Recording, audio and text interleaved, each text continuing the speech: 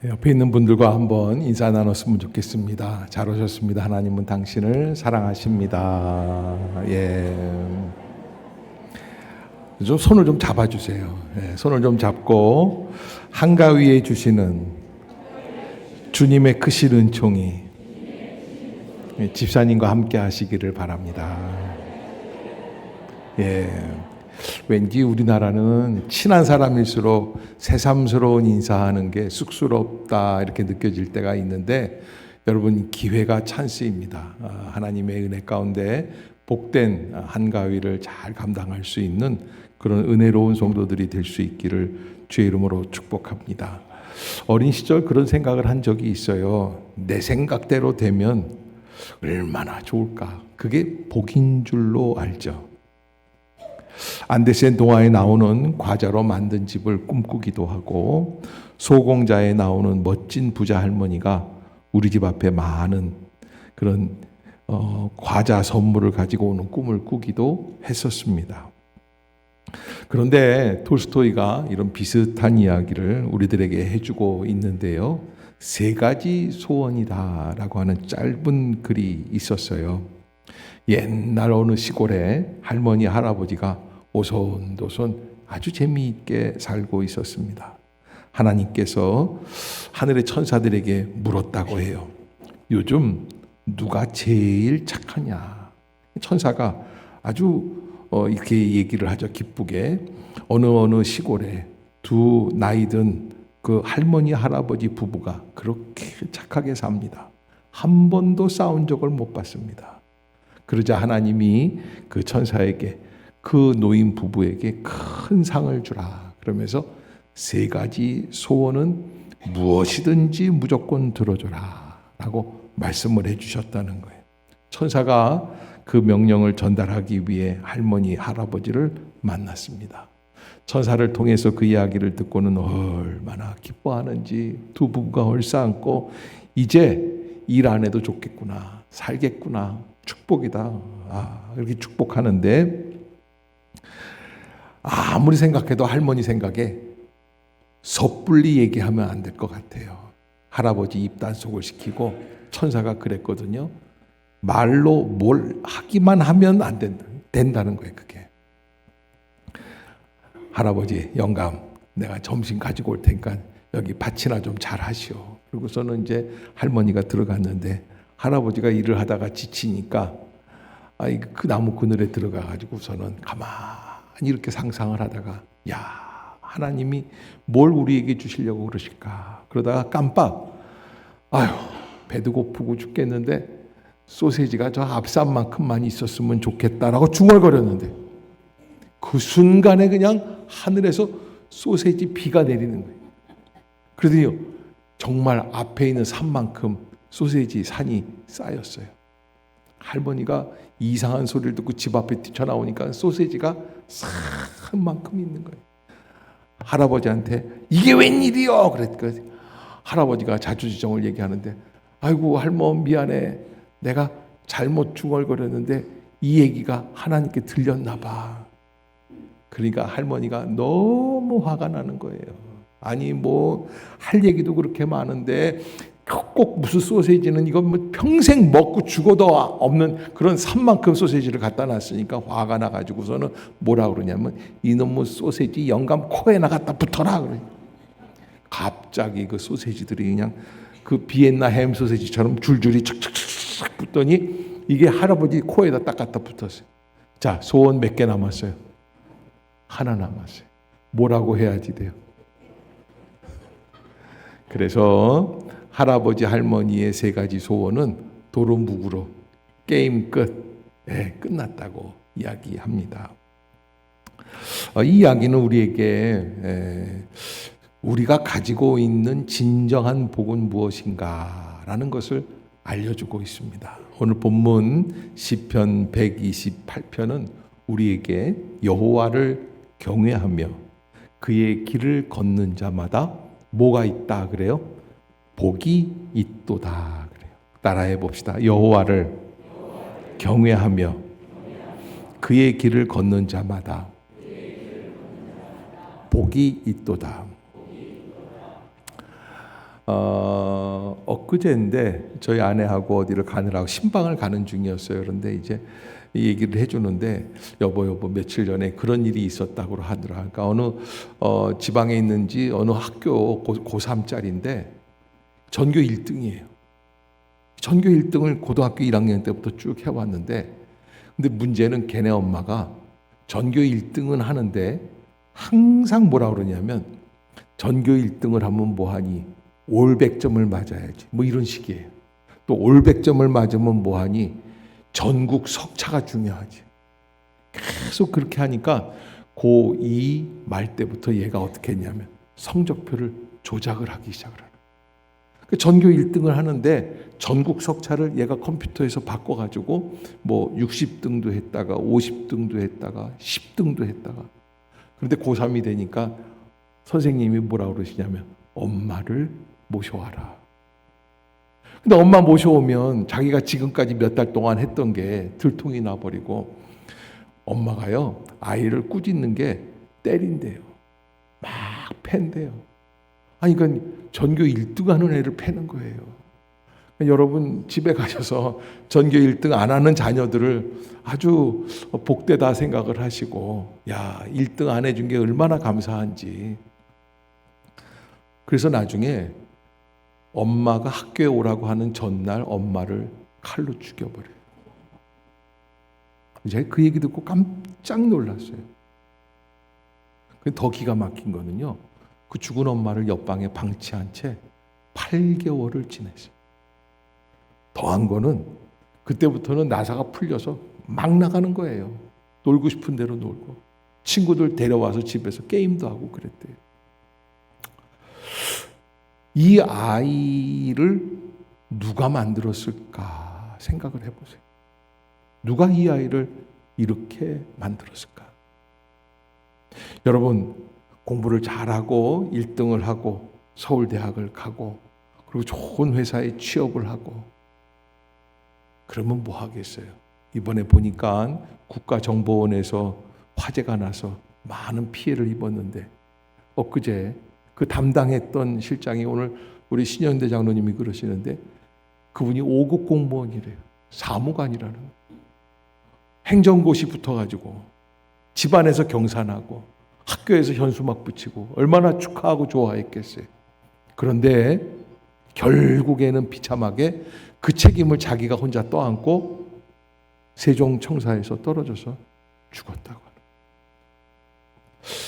하는. 제가 이렇게 말씀을 드리는 데는 뭔가 우리가 생각하는 복이라고 하는 게 뭔지를 한 번 더 오늘 생각해 보자. 그래서 시편 128편은 우리에게 머리가 좋은 사람, 서울대학 가는 사람, 이런 사람들이 복이 있다라고 말을 하지 않고 뭐라고 그러냐면 여호와를 경외하며 그의 길을 걷는 자마다 복이 있도다. 아멘. 따라서 해봅시다. 여호와를 경외하며 그의 길을 걷는 자마다 복이 있도다. 아멘. 아멘입니까? 여러분, 집에 가서 엄마가 공부하라고 했던 거 미안하다. 또 오늘 청소년부도 같이 올라와서 예배를 드리는데 목사님이 이렇게 말씀을 했다고 이제는 공부 안 해! 안 죽이는 것만으로도 복된 줄로 알고 이러지 마세요. 네, 그건 정상이 아니에요. 네, 정작 우리 청소년들은 심각하게 지금 제 얘기를 듣고 있어요. 웃지도 못해요.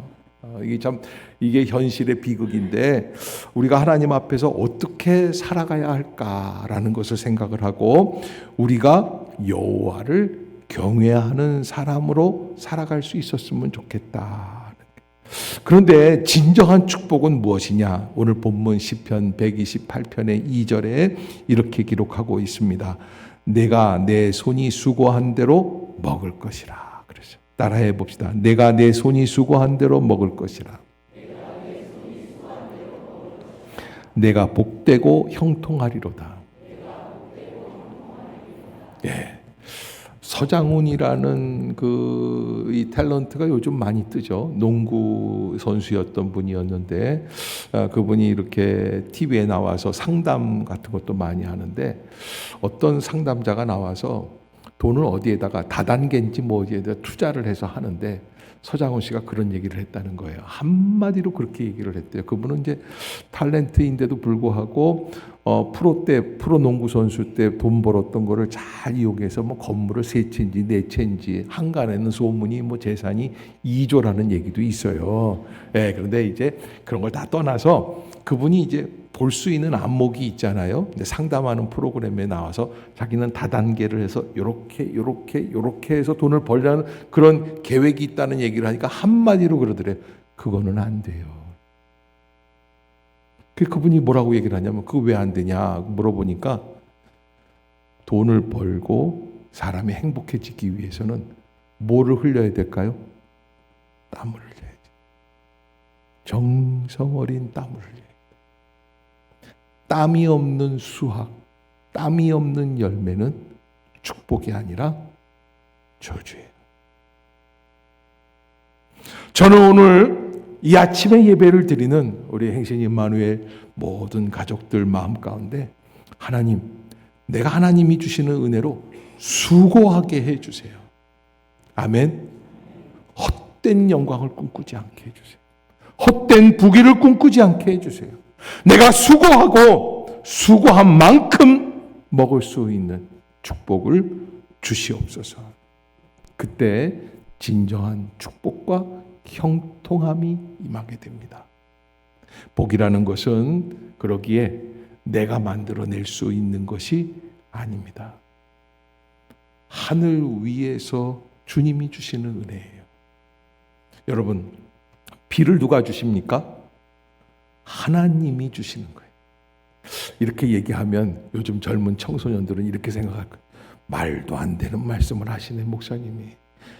비라는 것은 저기압대가 이루어져 가지고 남태평양에서부터 고온 다습한 공기가 올라올 때 여기에서 비가, 물론 그렇죠. 그러나 가만히 보면 비라고 하는 것 자체가 하나님의 은총 속에 이루어지는 역할이다라는 것을 나중에는 알게 돼요.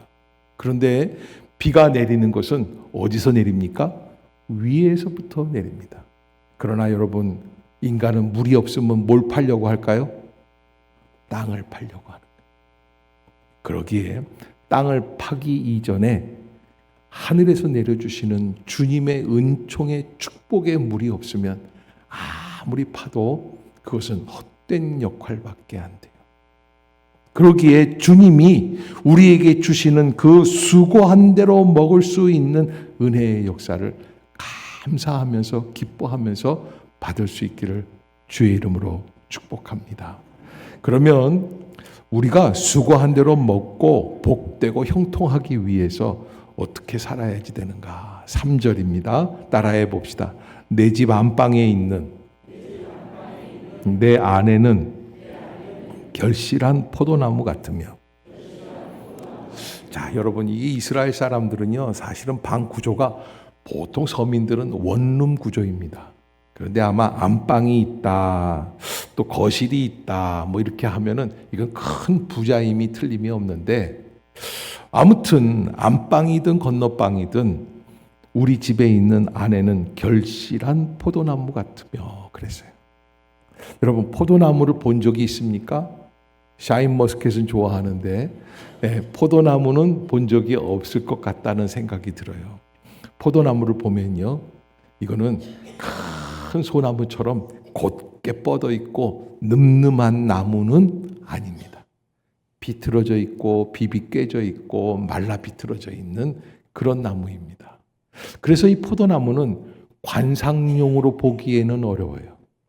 제목감도 안 됩니다. 거기에서 쓸만한 땔감이 나오는 것도 아닙니다. 포도나무의 가장 중요한 거는 결실하는 열매라고 할 수 있습니다. 근데 본문에서 뭐라고 말씀을 하고 있냐면 네 아내는 결실한 포도나무 같다라고 말씀을 하는 거예요. 그래서 여러분, 아내는 무엇으로 승부를 거는 겁니까? 여러분, 아내가요, 옷빨로 승부를 걸려고 하는 여자가 들어오면 집안에 뭐 천지일까요? 예, 옷천지예요. 옷장에 옷이 가득한데도 입을 게 없다고 하는 게 여자분들의 얘기예요. 오늘 입고 나갈 게 없다고. 그런데 여러분, 여자는 무엇으로 승부를 걸으려고 하냐면 얼굴빨, 옷빨 이런 게 아니에요. 열매로 승부를 걸으려고 하는 거예요. 열매가 무엇입니까? 내가 가꾸는 가정, 자녀, 남편, 그리고 나의 심령, 나의 삶, 거기에 주님이 주시는 열매가 맺혀질 때, 옆에 있는 분들 한번 바라보십시오. 부부간에 있다고 한다면 그분에게 그렇게 얘기하십시오. 당신에게 풍성한 열매가 결실되기를 바랍니다. 제가 안성에 한번 저희 친구 목사님이 안성에서 목회를 하시는 분이 계시는데 1년에 한 번씩 친구들을 다 불러가지고 저희들에게 포도를 먹여주는 선물 파티를 합니다. 근데 가봤는데 정말 제 몸이 뭐 이렇게 비록 말랐지만 몸뚱아리 절반만한 포도나무를 본 적이. 이야, 어떻게 포도송이가 그렇게 큰데 이런 포도는 수출한다고 그러더라고요. 전량을 수출한다고 그러는데 정말 포도송이가 이만해요.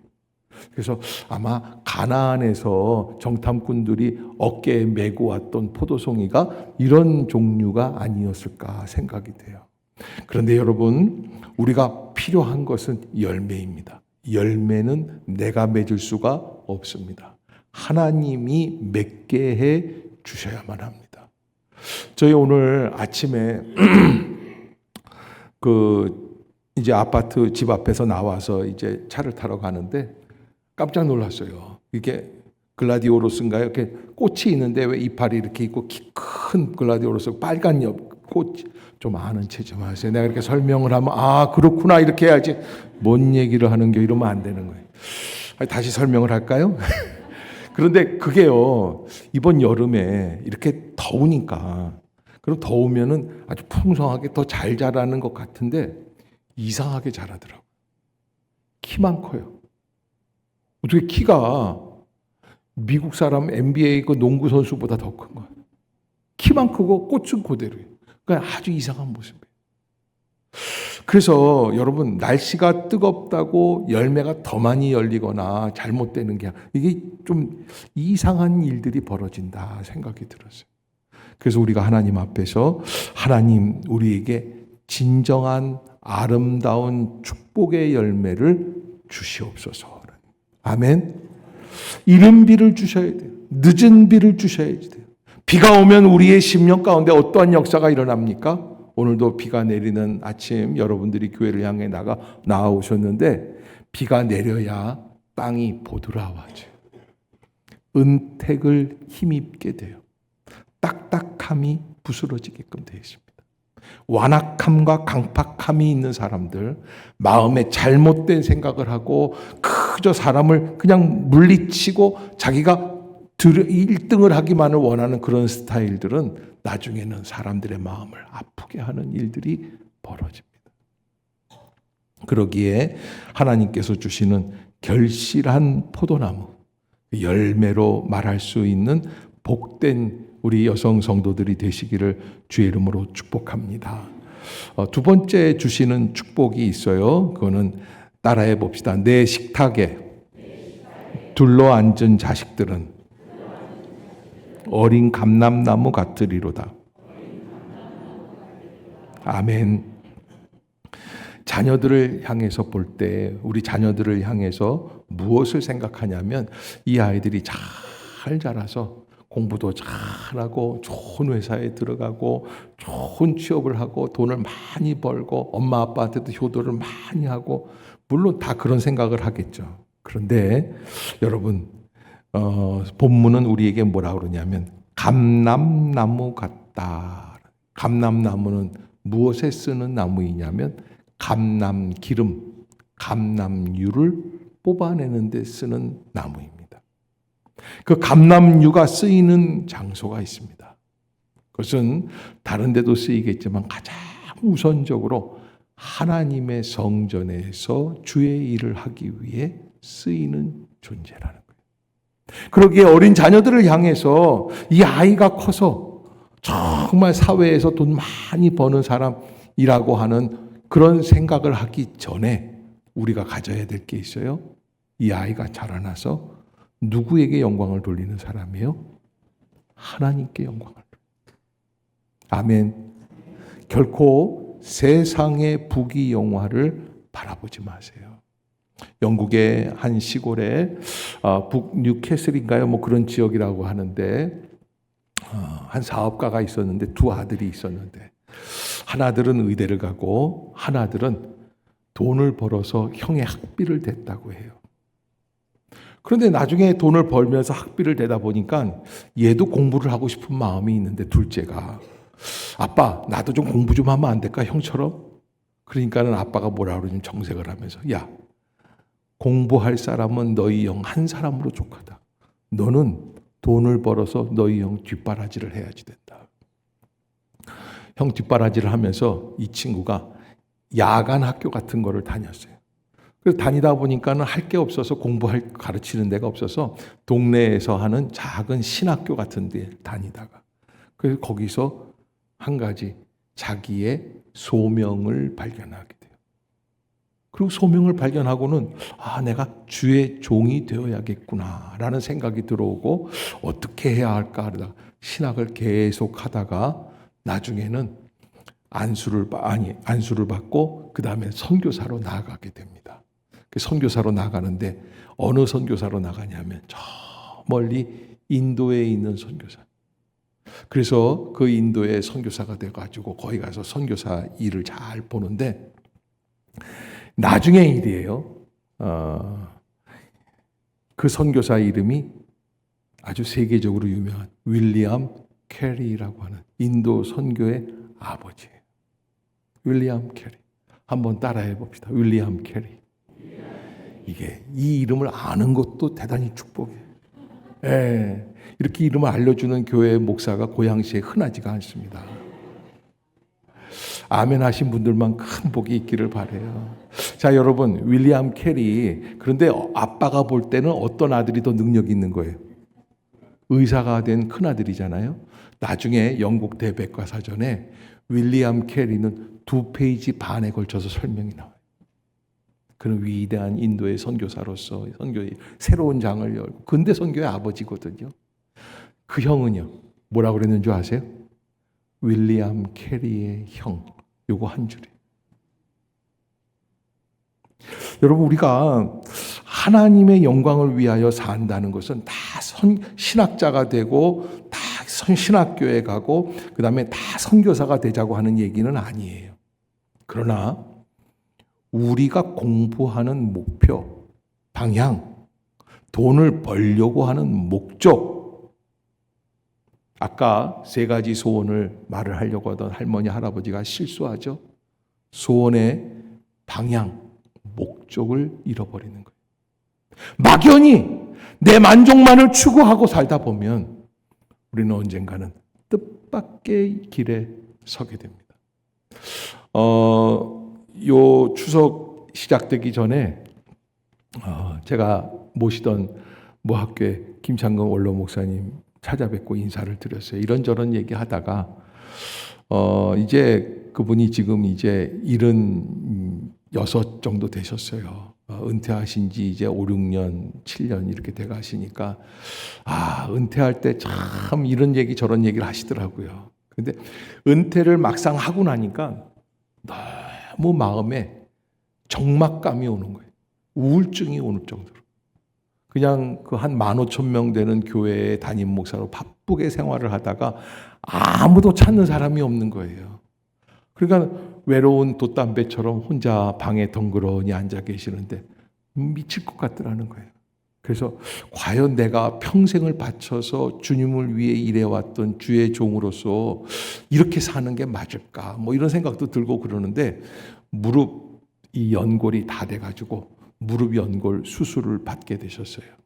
무릎 연골 수술을 받는데 이 무릎을 째고 연골을 집어넣고 그리고서는 이제 여기 이제 그 수술을 끝난 다음에는 어떻게 하냐면 상처를 꿰매고 그 꿰맨 자리에 열이 내리게 하기 위해서 아이스 얼음물을 이렇게 해가지고서 거기다가 이제 찜질을 하는데 그 얼음 찜질을 하는데 그 얼음 찜질을 열 몇 시간을 그렇게 해놨대요. 그런데 열 몇 시간 해놓는데 사실은 이게 간호사가 2시간마다 와서 체크를 해야 되는 건데 그날 병원에 조금 이상한 일들이 있어가지고 간호사들이 깜빡하고 이게 종합병원 큰 종합병원이에요. 그런데 깜빡하고 체크를 못했는데 얼음물이 녹으면서요 상처로 들어가면서요 혈관이요 거기서 이게 감염이 됐어요. 그냥 순식간에 하루 반 만에 폐혈증이 오고 그 다음에는 막 열이 올라가면 근데 또 그 병원이 우리 목사님 그 이제 매형의 원장하는 그 매형이 원장으로 계시는 큰 병원이에요. 그러니까 가족이 원장으로 있는데 뭐 이게 뭐 의료 사고 아니야 뭐 이런 얘기를 할 수도 없는 거예요. 그런데 의사가 와서 그러더래요. 몇 시간 안 남으셨다고. 그러니까 사모님이 목사님을 앞에 놓고 눈물을 쭉 흘리는데 이 생각이 드는 거예요. 큰아들하고 같이 살아야 되나? 둘째 아들하고 같이 살아야 되나? 이제 이 사람이 이제 죽는구나. 숨을 못 쉬는 거예요. 그러면서 이제 이렇게 되는데 너무 어이가 없더래요. 이러려고 여기까지 달려왔나. 그런데요, 그때 무슨 생각이 들었냐면 이런 생각이 들더래요. 하나님, 저 이제까지 제가 은퇴를 앞두고 이것도 해주세요, 저것도 해주세요, 기도 다 잊어버리시고 여기 누워있는 이 사람 데리고 집에 가서 오늘 밤부터 뜨신 밥에 밥 먹고 제가 밥도 잘 할게요. 그리고 잘 태엄만 해서 그냥 둘이서 그냥 평생을 바라보며 살게 해주시는 게 제일 큰 축복인 줄 알겠습니다 하는데 그 기도를 하나님 받으셨대요. 순간적으로 나아진 거예요. 그래서 회복이 됐어요. 그래서 퇴원을 했어요. 그리고 몇 년이 지났어요. 그때 뭐라 그러시냐면 그때 너무 은퇴하고 어려웠었는데 어려움이 지나쳐서 막 죽을 것 같은 그런 고통이었다. 은퇴라는 게. 그런데 딱 한 번 죽을 뻔하니까 은퇴라는 게 아무것도 아니더라. 여러분, 우리가 하나님 앞에 선다라는 것, 하나님을 경외한다라는 것, 하나님이 나의 삶을 인도해 주신다라고 하는 것 보통 일이 아닙니다. 하나님께 맡깁시다. 아멘. 그리고 내게 주신 것들이 가장 귀한 축복인 줄로 믿읍시다. 우리 집 안방에 있는 아내는 결실한 포도나무 같은 줄로 믿습니다. 보기에 포도나무는커녕 아무짝에도 쓸모없는 나무같이 보여도 그것이 진정한 축복의 나무인 줄로 믿는 거예요. 아멘. 왜 끙끙거리면서 아멘을 못하는 분들이 계세요. 아멘. 또 우리 식탁에 둘러앉아 있는 자녀들 정말 하나님이 귀하게 쓰실 감람나무와 같은 어린 자녀들인 줄로 믿습니다. 따라해 봅시다. 우리 자녀들은 약속의 감람나무입니다. 주님께 영광을 돌리게 될 줄로 믿습니다. 그러니까 이제는요, 서울대학 들어가는데 왜 들어가야 돼요? 바뀌는 거예요. 주님의 영광을 위해서. 전교 1등 해라. 전국의 석차가 10위권 안에 들어가라. 이러는 거 다 모든 걸 주님의 영광을 위해. 근데 여러분, 주님의 영광을 위할 때는 안 돼도 감사한 거예요. 아멘. 엄마처럼 그 엄마 아까 말씀드렸던 그 엄마처럼 막 애를 패면서 때리면서 전교 1등 하는 애를요. 저는 전교 1등은 그냥 반에서만 1등해도 업고 다닐 것 같은 그런 마음을 우리가 회복하고 하나님의 은혜 가운데 하나님이 주시는 어린 감람나무 같은 따라해 봅시다. 믿음의 기대를 잃어버리지 맙시다. 따라해 봅시다. 내게 주신 모든 환경과 여건을 주님께 감사드립니다. 주님, 감사합니다.